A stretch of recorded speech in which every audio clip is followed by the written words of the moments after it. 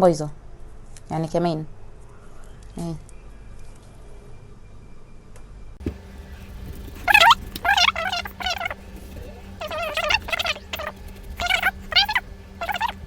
وعايزه صح اسال الناس اللي هم من الجيزه، محافظه الجيزه. احنا الميه قطع عندنا لحد النهارده، يعني بقالها 7 ايام او 8 ايام. انتوا متخيلين؟ قطعت 5 ايام متواصله ميه وكهرباء، بس الحمد لله كان عندنا كهرباء. ميه 5 ايام مفيش نقطه ميه بتنزل من الحنفيه. متخيلين بقى؟ في اطفال وناس عيانه، والناس اللي هم مرضى السكر اللي كل شويه بيخشوا يعملوا حمام. يعني بجد، يعني محافظ مش عارف يعمل المحافظه كلها. يعني يا ريت مثلا بتيجي يا عم هاتها في اليوم ربع ساعه واقطعها، ما بتجيش اصلا.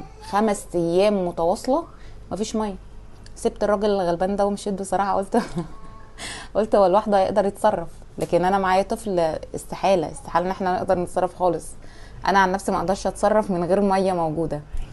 بس فالحمد لله. ولازم لازم لازم بجد يعني الراجل ده يتحاسب، لان لحد النهارده قطع. ده 8 يوم بتيجي وبتقطع. يعني اي نعم، ما بتقطعش عدد ساعات كتير، بس لسه بتقطع. بس المهم اديني هي خلصتها. والله انا ما عارفه بتتقطع ازاي، ولا بتتاكل ازاي، ولا حالتها ازاي، انا مش عارفه.